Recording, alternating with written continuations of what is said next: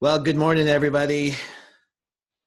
Welcome to the Tuesday Notary Titans for Tuesday, March 26th, 2019. We're very excited to be here. My name is Bill Soroka. I'm the founder of NotaryCoach.com and the Sign and Thrive Notary Training Course and Community. And our co-host, Laura Biewer, founder of CoachMeLaura.com and at your service mobile notary in California. Laura, thank you for being here. Oh, you're muted. Sorry. Okay, now I'm glad to be here. Very glad. I just got off the phone with the IRS. That's the way to start your day. That's a rough way to start your day. Pencil that in. I'm smiling. Evening. Yeah, it was good. It was all good. Good. And then Carol is taking the day off today from TNT. She's going to take a Carol day. So we're going to miss her today for sure. But Laura, I appreciate you being here. What are you excited about this week? I'm excited about a lot of things. Now I'm just excited that the IRS is happy. So that kind of blew everything else out the window. Excuse me.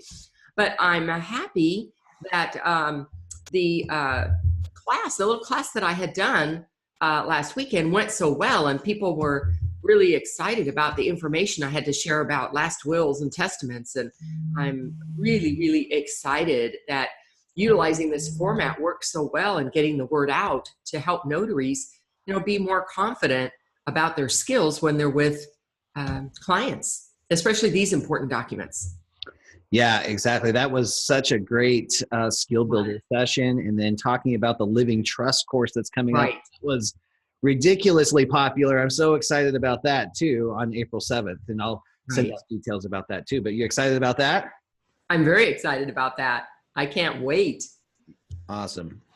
And then anything else you're excited about? I don't know. The whole day just seems to be a great day this morning. So I'm excited about everything that's going to happen. That's a lot. And then for me, I'm excited because this week I head out to Texas. So I'm doing a little long tour in Texas in all three cities, or three cities, Dallas, Austin, Houston. We are going to be doing little notary meetups out there. So if you'd like to meet up, hang out, meet some other notaries in those areas, please watch out for the emails. I'll be sending those out starting on the 31st. I'm going to fly out on the 28th for the Legal Shield Convention, but on the 31st, we're going to do a little cocktail reception for notaries. Then in Austin on the 1st, and Houston on the evening of the 3rd. If you're in the area, I would love to meet you. Let's go ahead and dive in now and talk about today. So yesterday I sent out an email just asking for kind of the one thing, or if there was a couple things that the Tuesday Notary Titans call taught you or exposed you to that changed your business in your life. And so Laura, I'm going to forward all the emails to you because it was really cool. But you guys are so awesome, so friendly and nice. So thank you to all who responded. You gave amazing feedback that makes people like us who are just regular people who found a strategy and a way of being successful in this business. We found a way to share it with you, and your words were just full of gratitude and love, and it was really awesome. So I'll share all that with you, Laura. But what I was able to do is some of you got very specific about what you learned. So we're going to share some of that because I know we have a lot of new people that had never heard of TNT, and they're starting to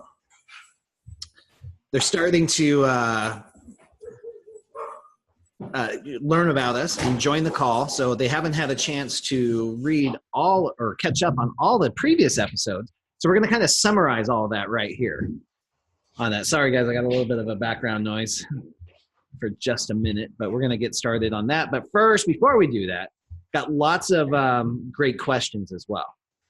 So I thought we might start with the questions part that were sent over.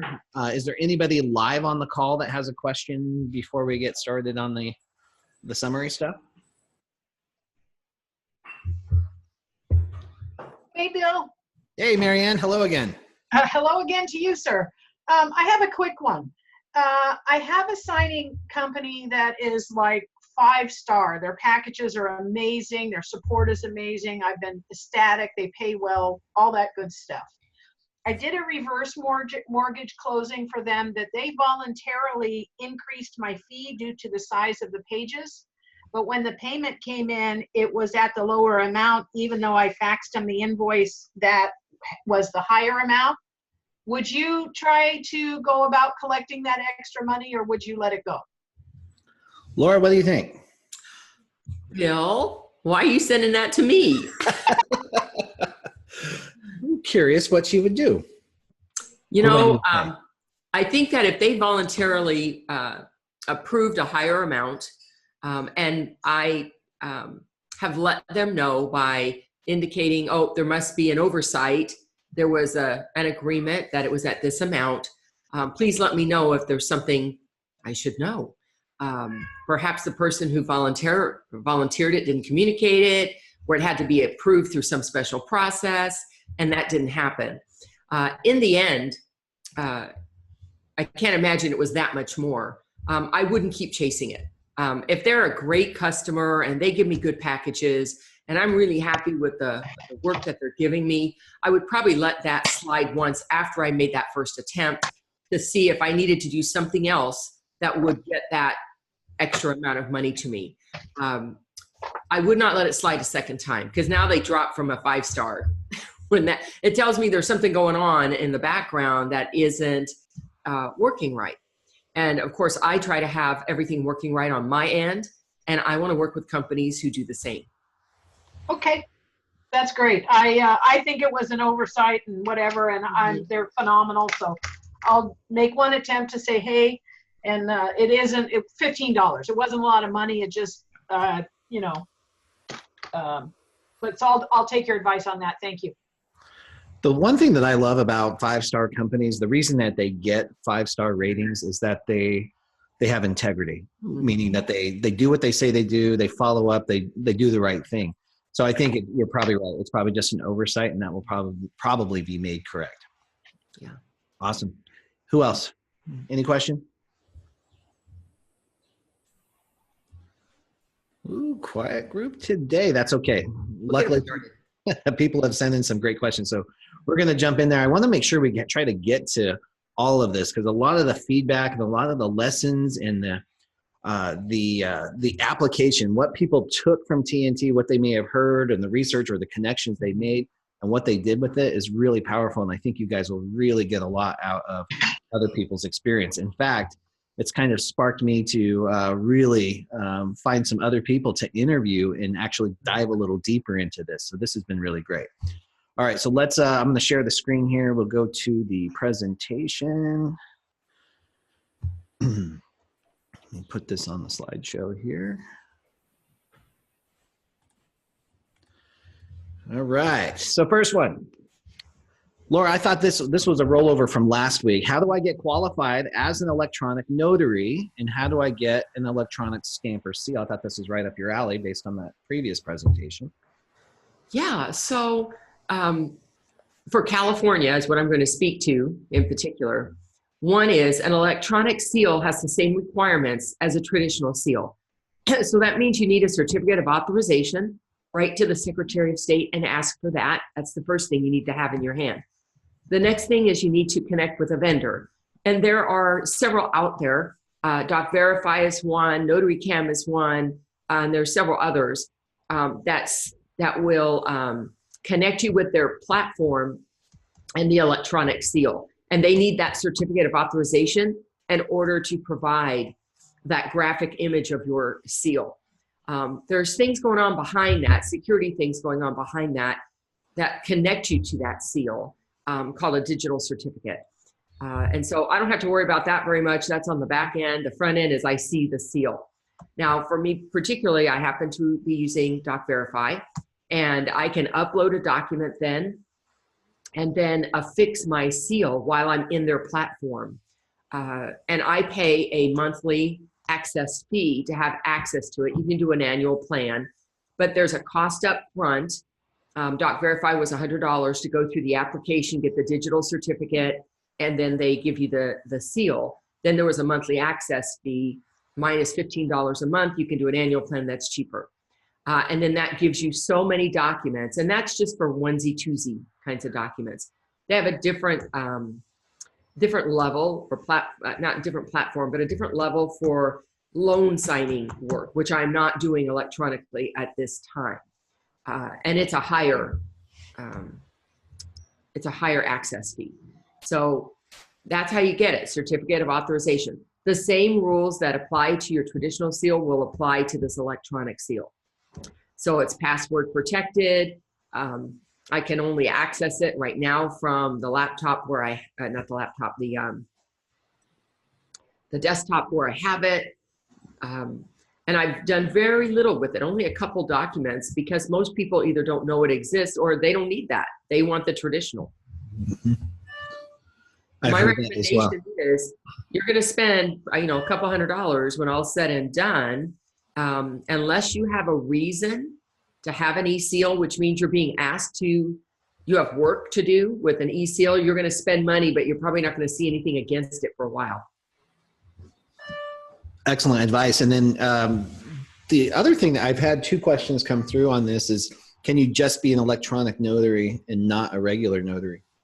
No, you have to be a notary commissioned in California first. Then the e-seal is one of the different kinds. You don't have to buy a traditional seal. You could just buy an e-seal, but you have to be a commissioned notary, and everything starts from that. Yeah, absolutely. So, and you're going to find, even though Laura's speaking specifically to California, most of the other states are kind of similar to this too. You have to be a regular notary. You have to apply for an extra either certificate or some sort of authorization for the electronic piece. Some of it requires training, some of them don't, and then go from there. So the first place to start, I think my recommendation is always go straight to the horse's mouth, to the Secretary of State. What do you suggest, Laura? Yeah, I don't know if you'll get a lot from the Secretary of State, because what they're saying is it's nothing different. It's just a different kind of seal.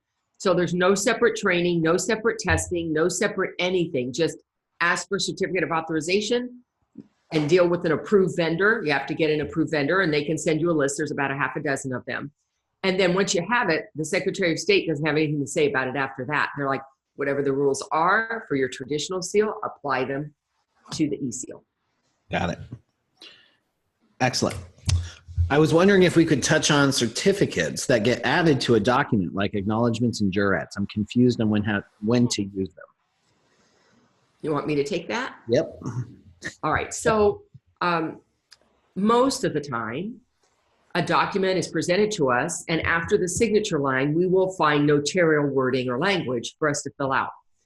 There are going to be reasons why that's not appropriate for us to do, or it's not there at all.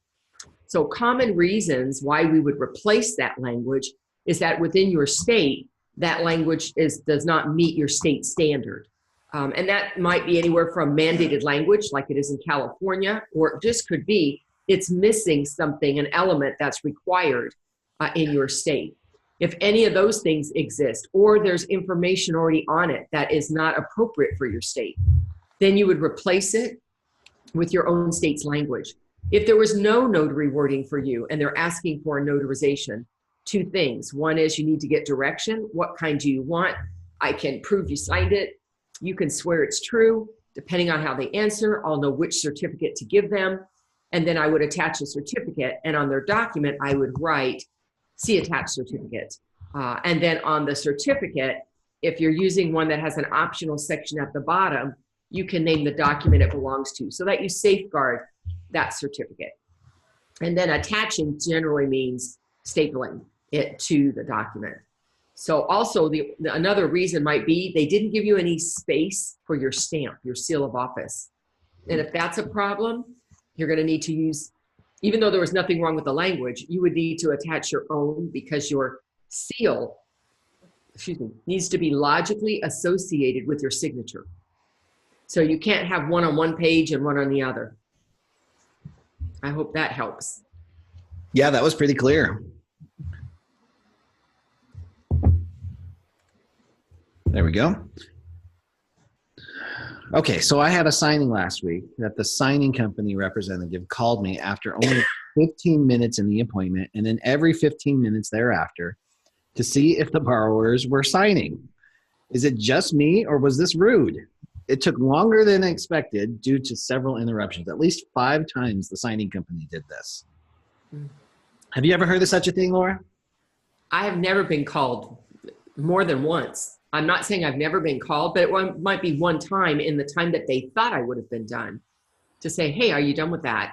And that was mostly because they thought, well, maybe I hadn't had an opportunity to check in to say it was completed yet, and not realizing that it's just taking longer. Other than that, I have never been called like that.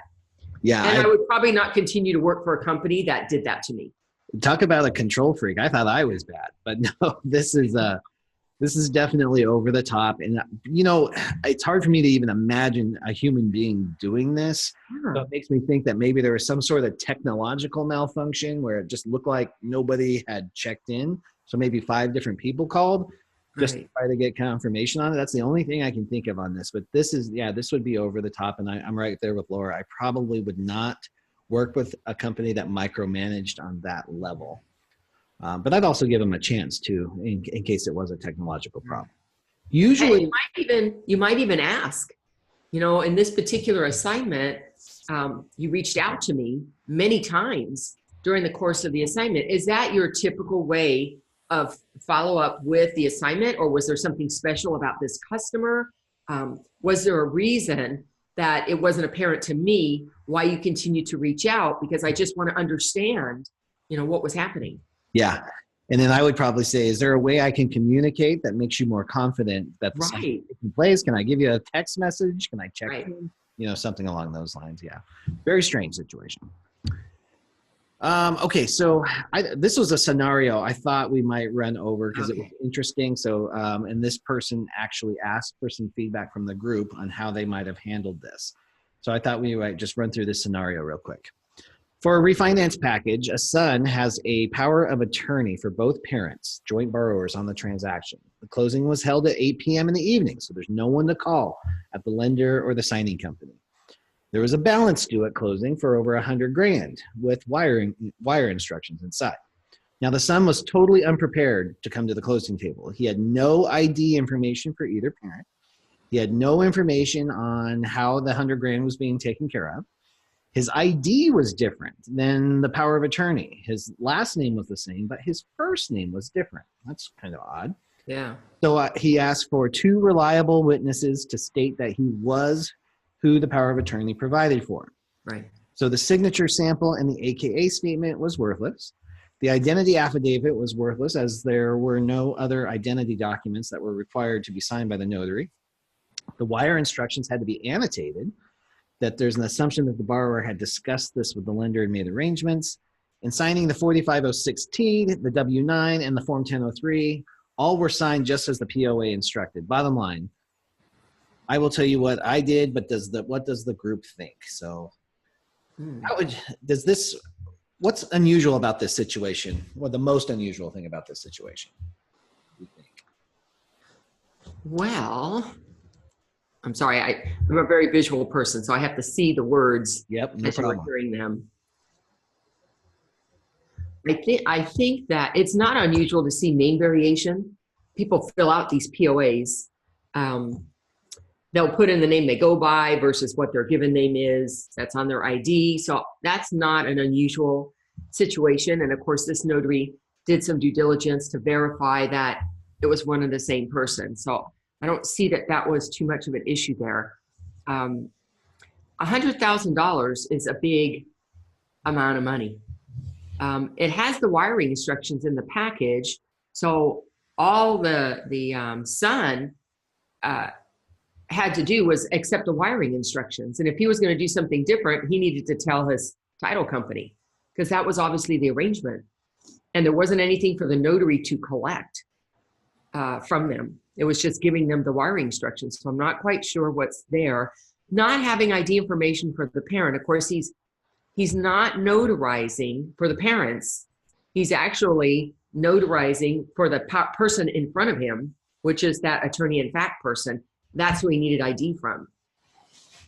So I just want to make sure powers of attorney tend to confuse notaries sometimes. you're actually not notarizing for the person named in the document. You're notarizing for the person sitting in front of you, and that's the ID that you need.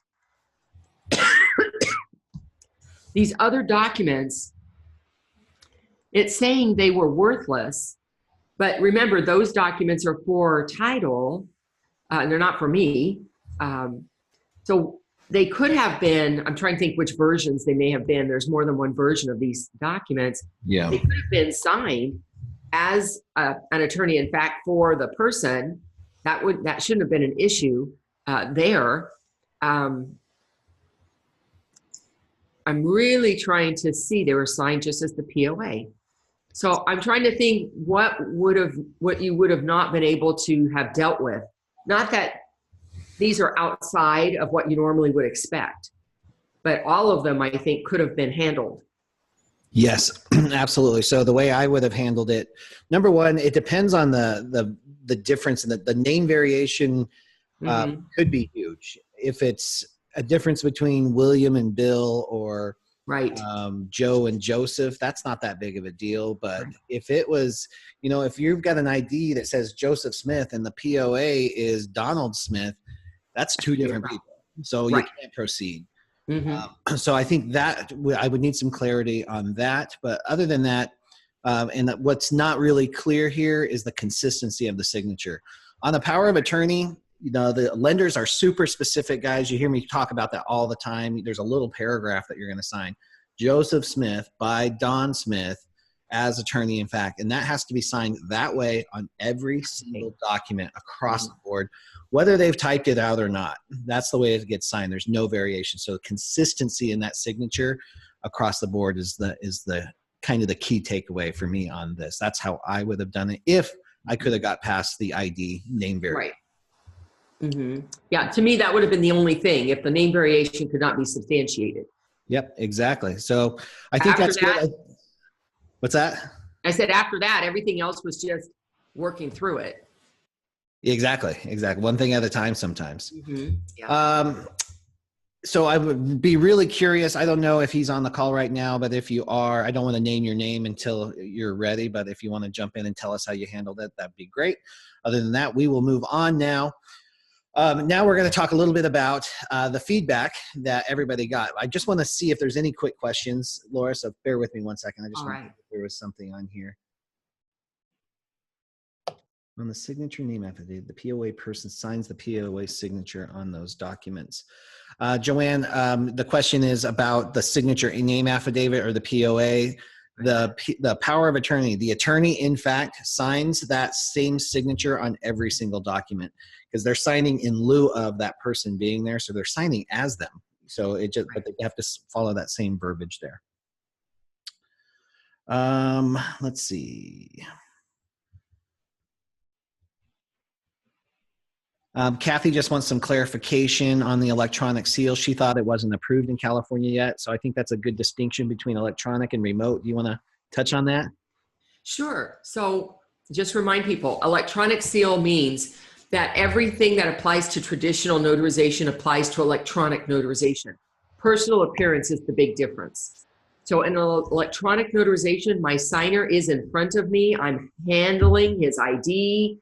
The document is electronic on the computer and the seal is electronic. Other than that, everything else is as normal. When you do remote notarization, that's where you have the big change.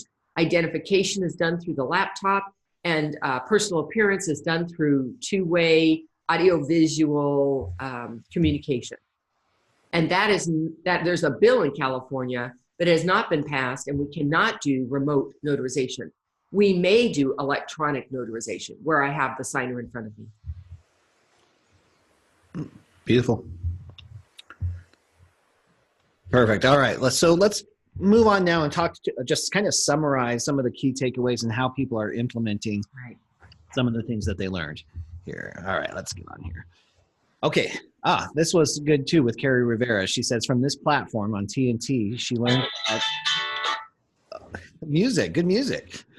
She learned about the good, the bad, and the ugly Facebook group. That's the one that Carrie Rivera manages. She joined that Facebook group, which keeps her informed on which companies to steer away from or at least proceed with caution. And of course, there's the good ones on that list too. So that was very valuable. I still hear great feedback on that. It's notaryreviews.org if you want to check out the website. And then there's the Facebook group as well. Yep, there's Carrie on there too. Hey, Carrie, thanks for being here. Thanks for doing something great. Okay, next up. What have you implemented that worked? She says that I have joined a couple of networking groups and have attended her first meetup. It has expanded the network and referral-based business. This was huge, Laura, and you were instrumental in that because we did our interview on the power of meetups, and I still hear, and I'm so excited to see all these meetups springing up across the country. In fact, that's why I'm going to Texas. That's what I've been doing in Florida and all these other states too. This is how you take your business to the next level, start networking and bringing people together. So I thought that was really powerful too. And that's going to play into another one that's coming up as well. Anything else on that, Laura? I cannot tell you how excited I am to see this comment. I have been doing meetups in my own area for 10 years. And whenever I mention them, people are like, where are that? What would that be? And to see them happening, to be invited, which by the way, if somebody's having one in California, I'd be happy to come. If I'm invited, I'll show up. So meeting new people and the things that come out as a result, meeting other notaries with different skill sets, different place in their business, it is just phenomenal what can happen. It really is, and it really takes you from that competition mindset to that colleague mindset that you talk about. Exactly. You know, we're all in this together, and we can't be in 10 places at the same time. So having a reliable network really does. It helps all in ways you can't even see right now when you're just starting out.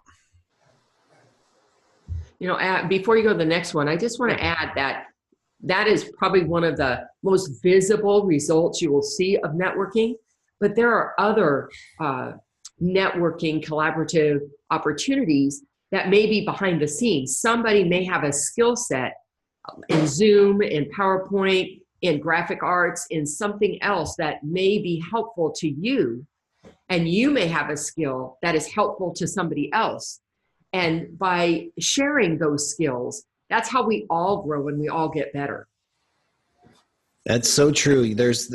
I think one of the biggest fears that we have in starting a business, but also when you're in business and you're even you're kicking butt in business, the fear is that you're not going to know something. You're not going to know everything about everything.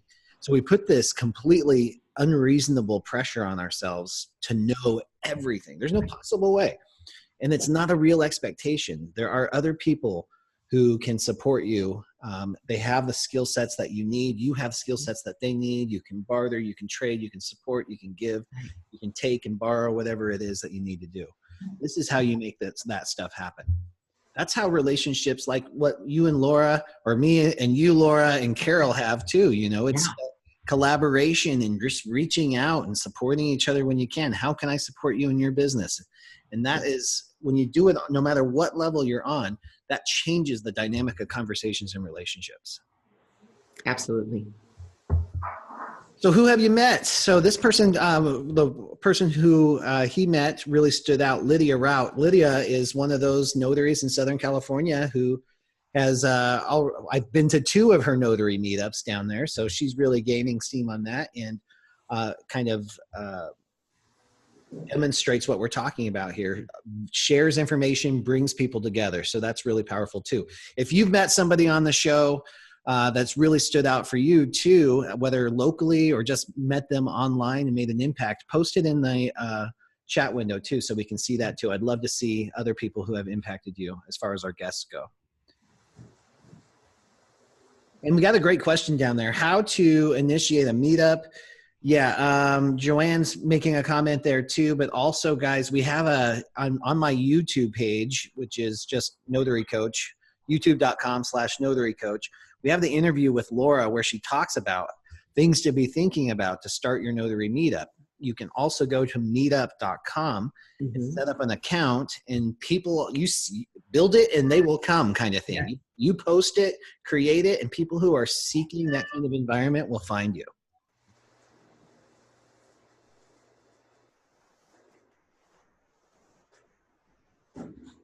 All right. Next one. So what's going on in your business? So right now, he says, my business isn't doing as good as it normally does. I have to push harder in getting in with direct escrow and lenders, but I have let my insecurities dominate. I've not given up, and I know I will get in, just have to break through some personal issues. I've done it in the past, and I've succeeded, and just need to get with it again. I posted this because how many of you are thinking that exact same thing? Mm-hmm. You already know what you should be doing, but we're not doing it because we're afraid to pick up the phone. We're afraid to send the email. We're afraid of rejection. We're afraid of success. We're afraid of failure. It could be all kinds of fears that we're doing. The difference between people who succeed in this or any business and the ones who don't is taking that consistent action, just doing one thing today. One email, one phone call, one text message, whatever it is, can make all the difference. Do that every day, it starts to add up. Anything on that, Laura? I just was going to say, so thank you for saying it, do one thing. Sometimes it feels overwhelming with the number of things we're juggling. And that happens to me. I'm juggling a lot of balls. And sometimes I just have to say, I'm going to take care of this. And if I can just do this, I will feel successful. And then it may lead me then to do more. It may not. But doing at least one thing towards that goal makes me feel so much better and more likely to be able to push through. Huge. Hey, Bill? Yeah, hey. Listen, I just had to jump in really quick. I left a client's office last week for my marketing stuff. And when I walked out his door, right next door, the company, there was a title company. And I looked at it and I said it was divine intervention. And I put my big girl panties on and I walked in with my business card, which is not something I am comfortable with. And in the end, it was a piece of cake and I felt so much better about it. And I ended up making 2 more stops after that on the way home. So it's just taking that action and getting past it, and it's not anywhere near as bad as it feels like mentally before you take the action. So just wanted to say that. Yeah, that's awesome. Thank you so much for sharing that, because we really do. We build it up. I'm in my head so much. I can build up and make a mountain out of a molehill. That you've heard that, because we do that so much. Another cliche that just rings true. When you take action, though, motion creates motion. So you get in there, you drop the card, you get a little confident. They responded well. You're like, oh my gosh, I got this. I thought this was going to be hard. So then you stop off at 2 more, and that's awesome. Well, the beautiful thing about that is, and you hear me talk about it a lot, is that might not result in an immediate signing, but 6 months down the road, even 2 years down the road, sometimes I'll get a phone call because I dropped a business card or I met somebody at a networking meeting. You are planting the seeds of your business here. Laura, anything on that one? I just love what she shared. Yeah. That, I'm going to put on my big girl pants and just do this one thing. And then it turned out to be easier or better than I thought. And it led her to go ahead and do something else. Yep. And it's that momentum gets going, and pretty soon you feel unstoppable. I love that. Love that feeling. All right, here's our next one here. So how'd you make it work for you? Persistence and hard work. Talk about timing on that. We were just talking about that. Persistence and hard work. I've had to get out of my comfort zone many times and do the things I most dislike, like follow up. We were talking about that earlier too. I know it's not easy scheduling follow-ups, or we tend to think that we're being a burden to people, but the reality is, if we truly believe in ourselves, our business, and our dream, and the value that we bring to the marketplace, you've got to understand that this business, the people in this business are craving you. They're craving people who take this business seriously and are professional and enjoy working in it. So you're doing them a disservice by not following up with them. Laura, what do you have to say on comfort zone and persistence? The more uncomfortable I am, the more growth I'm experiencing, is all I can say. When I'm just in my zone and it's all going smooth, it means I'm already doing what I'm already doing.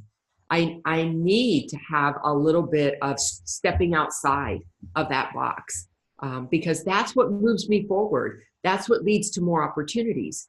Otherwise, what happens is I kind of close myself off in the routine I already have. So for me, I know it's uncomfortable to reach out, and people may think they see me on this and they think, how would she feel that way? Absolutely. I don't always feel comfortable reaching out to a company.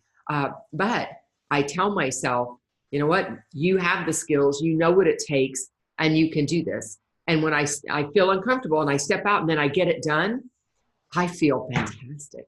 It's just a fabulous feeling. So there's nothing wrong with feeling uncomfortable, nothing wrong with doing something outside of the norm for yourself, and experiment. And you know what? It doesn't always go great. I'm not saying every time goes great, but that's okay, because even when it didn't go great, it wasn't a fatal thing either. You know, I didn't die. My business didn't stop. Exactly.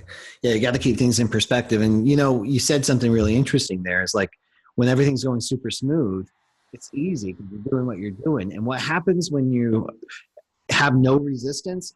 Your muscles atrophy. You get too comfortable. You lose power, actually. So resistance, when you step out of your zone and you're kind of, you know, you're going through and you feel the resistance and you're like, no, I don't want to do that. That's going to make me uncomfortable. What if they say no? What if they laugh at me? Whatever it is, that's resistance. But the way you gain strength is by pushing through resistance. So welcome that resistance and look at it in a different light. We've got a question here I wanted to touch on. So how did we feel, Laura, when we first went direct escrow?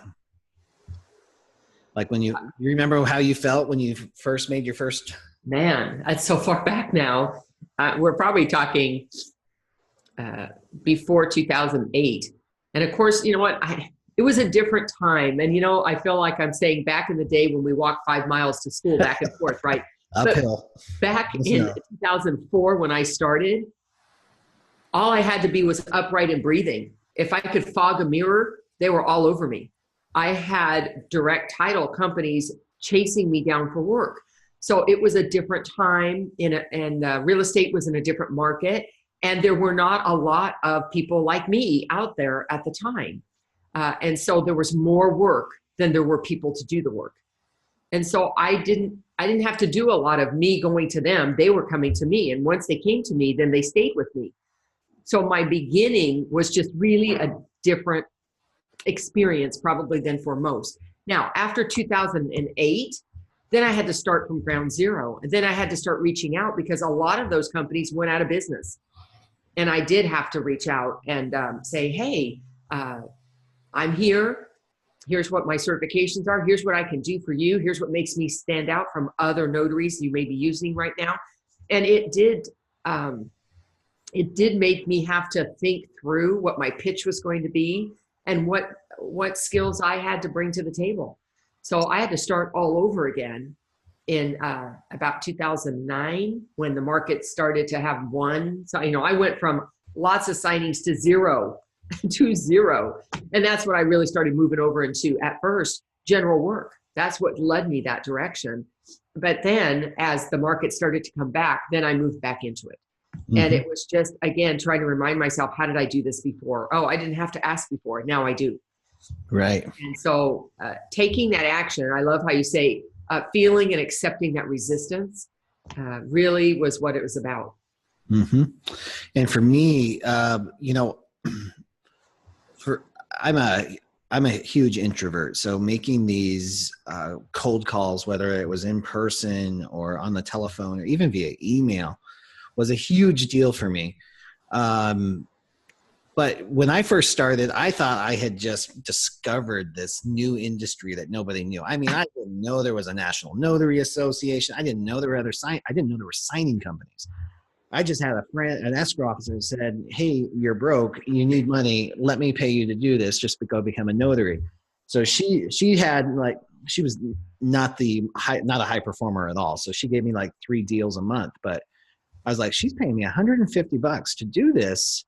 I just started kicking down doors. I'm like, well, this is something. I think I had discovered something. So Not being so uncomfortable with one-on-one situations, I chose not to go knocking on doors.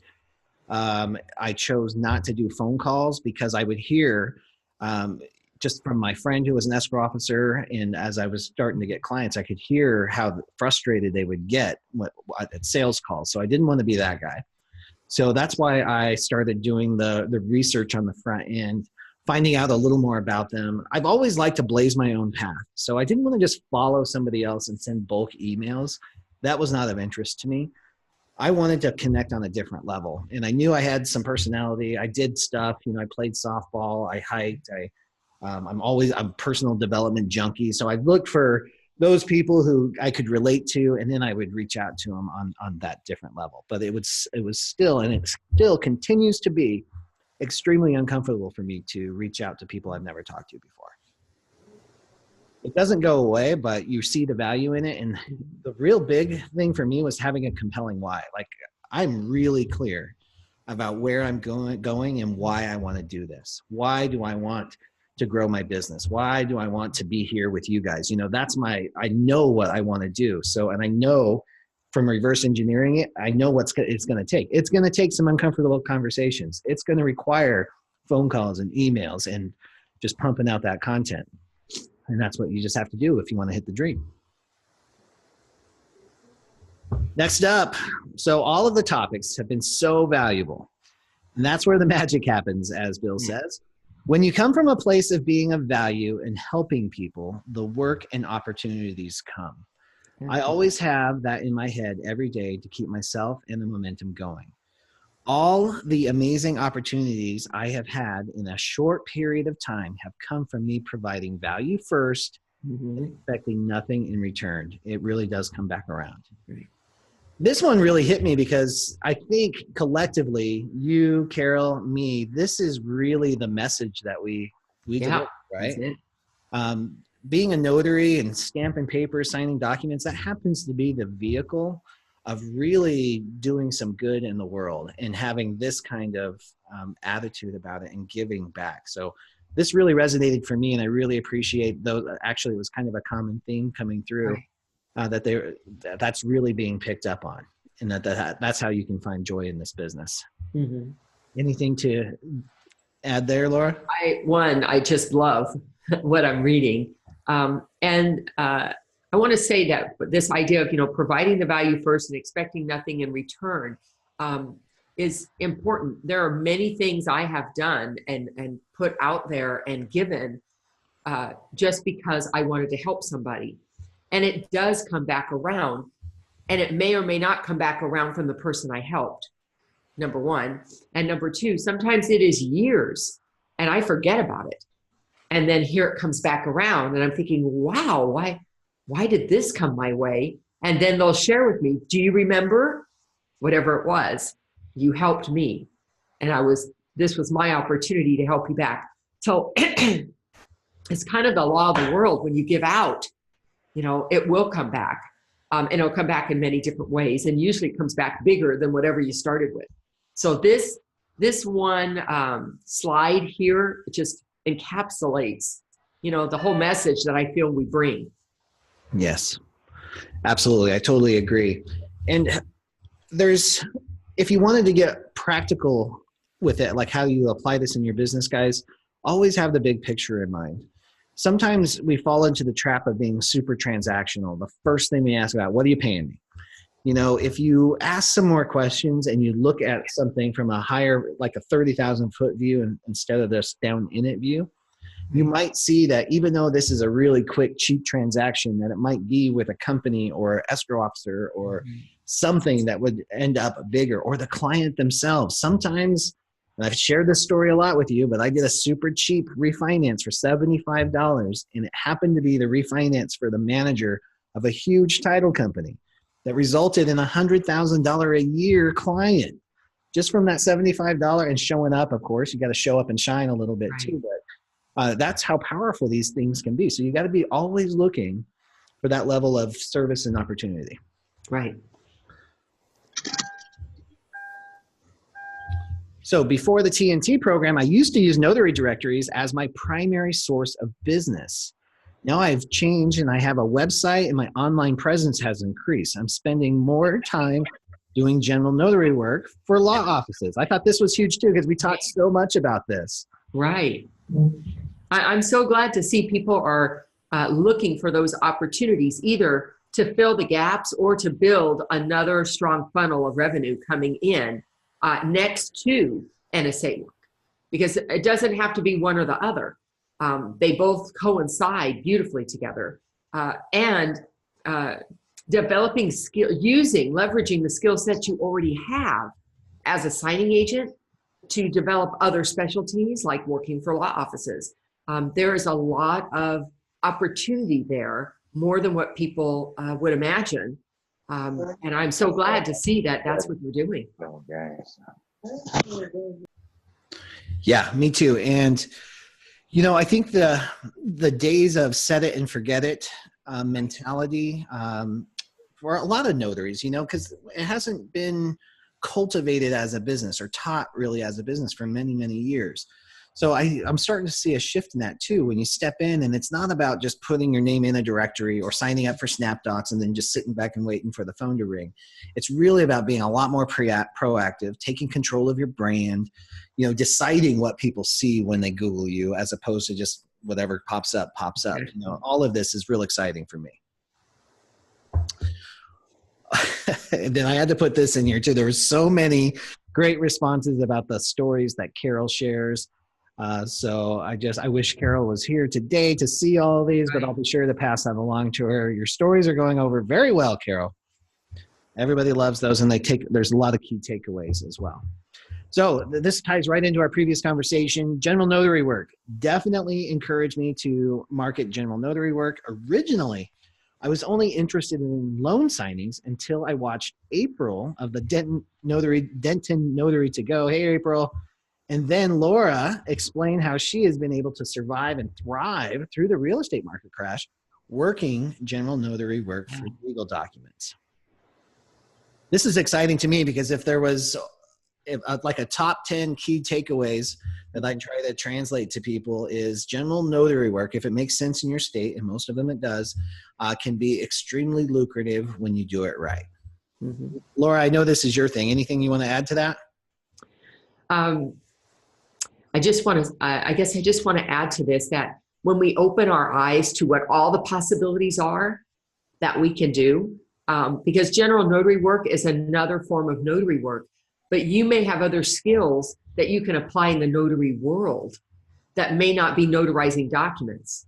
And so, you know, this is one step, but there are even further steps you can take beyond the notarization of documents because you combine other skill sets that you have in that work within the notary world. And so I'm so glad to see that people are moving in that direction, but there's a lot more movement to go.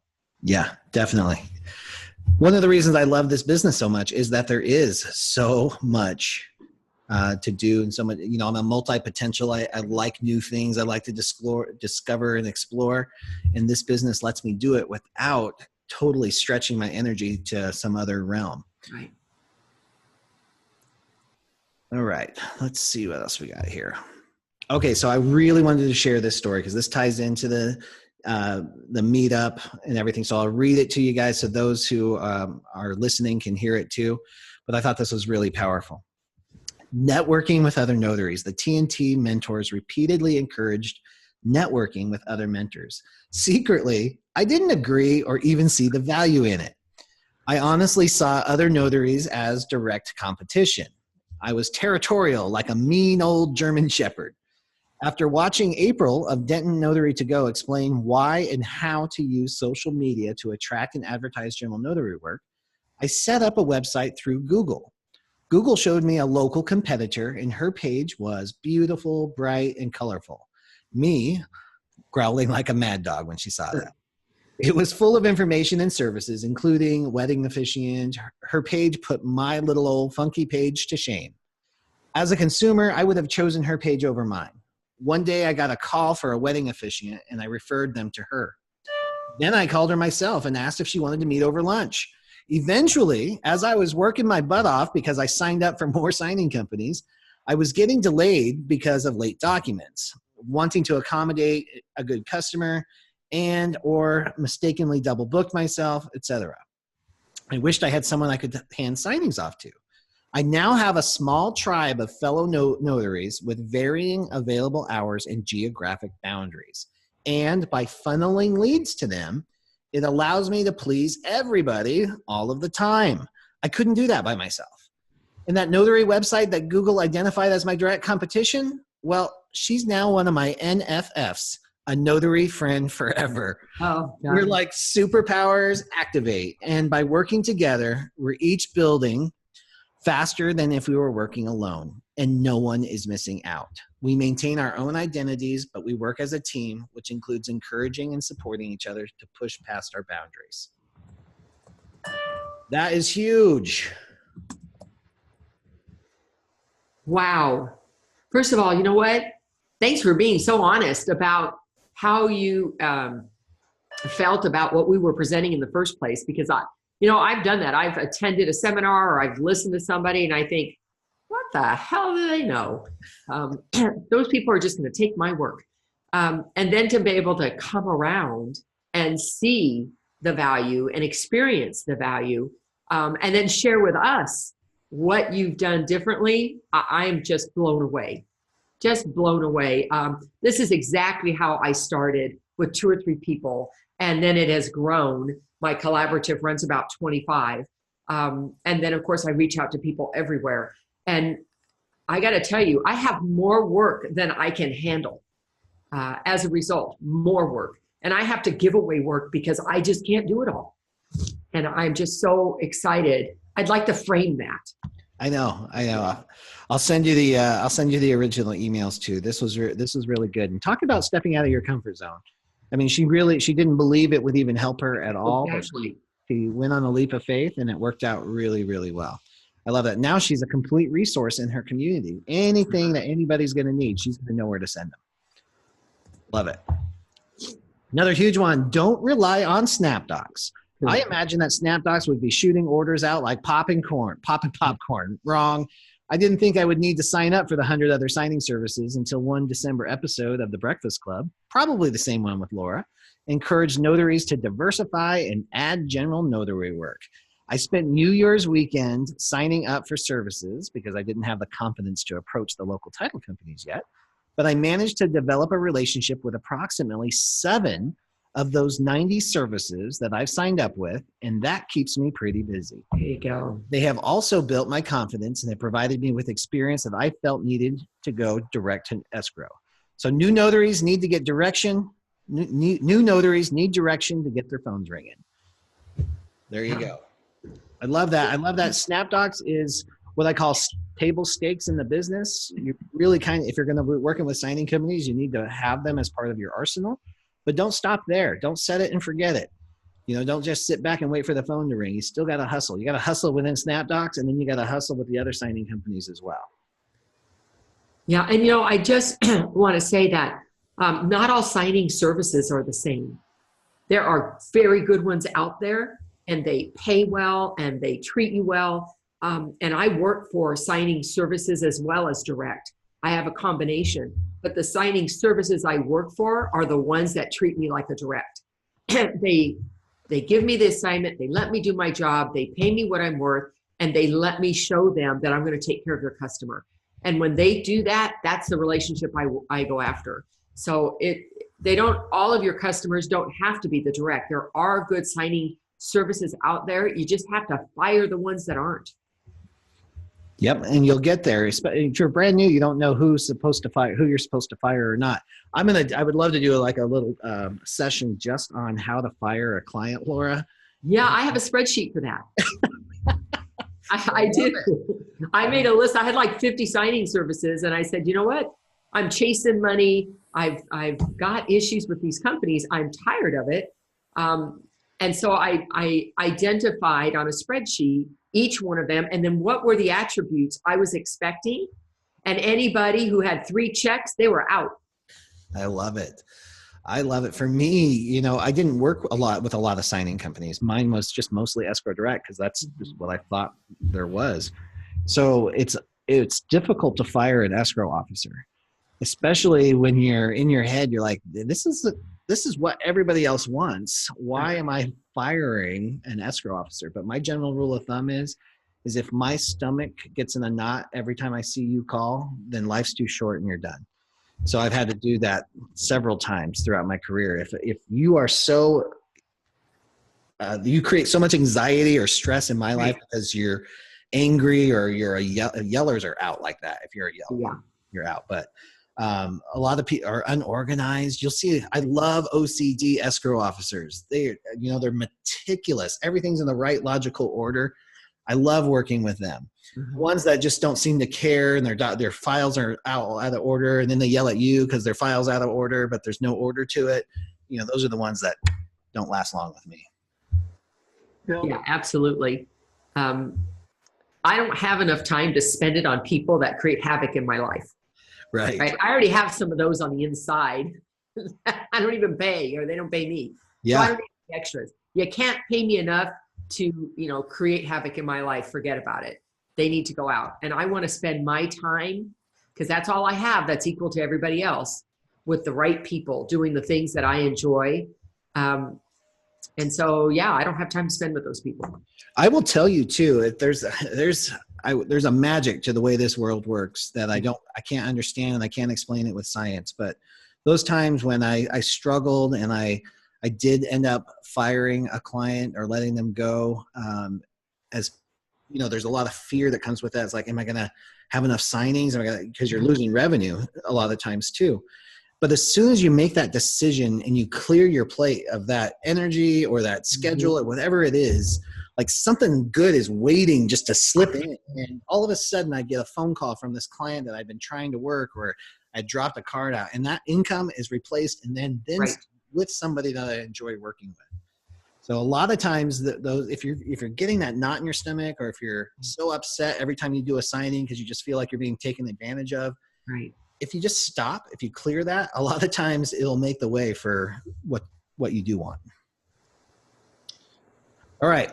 Next, I have learned I am valuable and will not accept less for what I can bring to the signing table. Good for you. Yeah, what a great lesson to convey. I thought that was awesome too. I think Carol would love that one as well. She also learned to prep her documents prior to a signing, and she triple checks the documents before leaving the signing. Yay. That would be in my top 10 as well, at least the checking. I have a quadruple check policy myself, but triple check will work too. Mm-hmm. If I'm unsure of what to do, now she knows that she can contact either the signing service, the title company, or the lender to get the questions answered. And if all else fails, she knows she can reach out to Carol, Bill, or Laura. Laura's super available as well.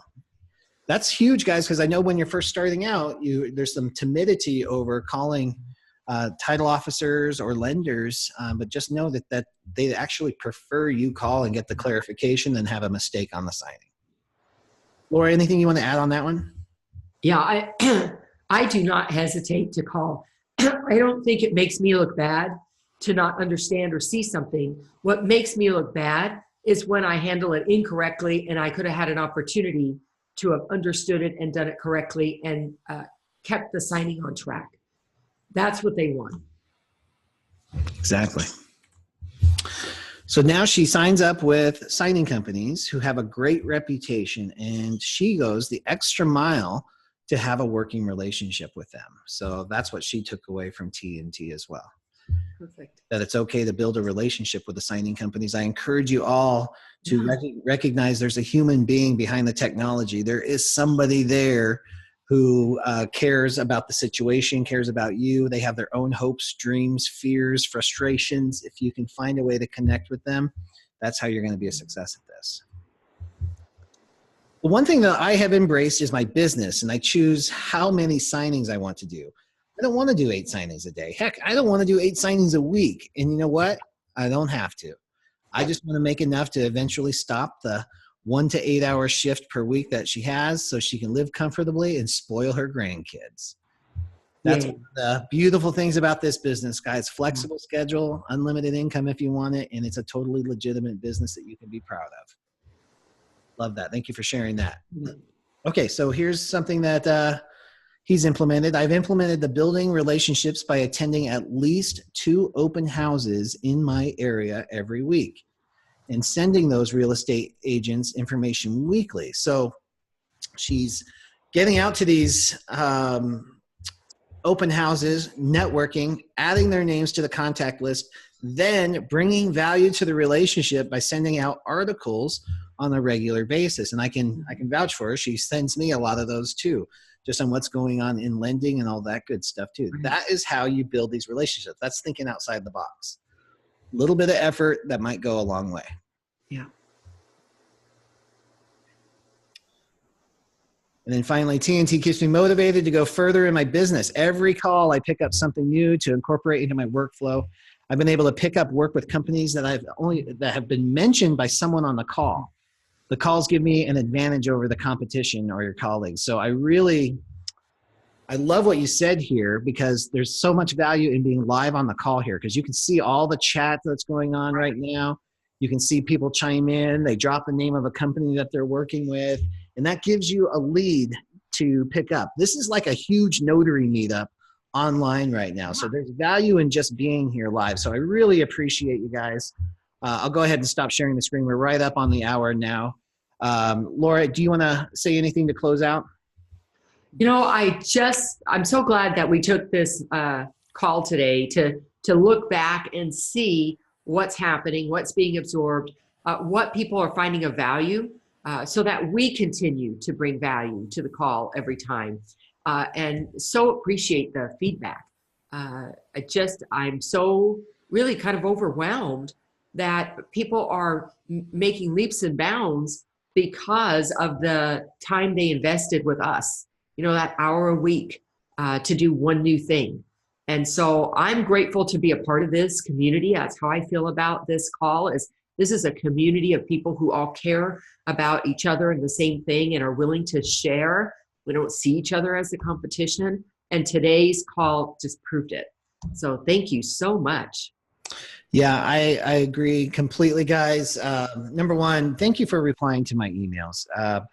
I'm a human being too. I'm on the other side of those emails. So when you write back and you're friendly and professional and you share so much great news and information, it really makes a difference. And it really makes me pop out of bed to do this every day. I love it. And the feedback was just incredible. And it makes me, I know Carol's going to be super proud when she sees this too. Yes. But that really helps. You know, like I said, we're just regular people who have found a system and a method that has led to great success in business. We love sharing it. We love having you a part of it. So thank you very much for all the kind words, and let's stick to this and go and get it. You guys have a great week. Thank you for growing yourself and your business on a Tuesday morning. Bye.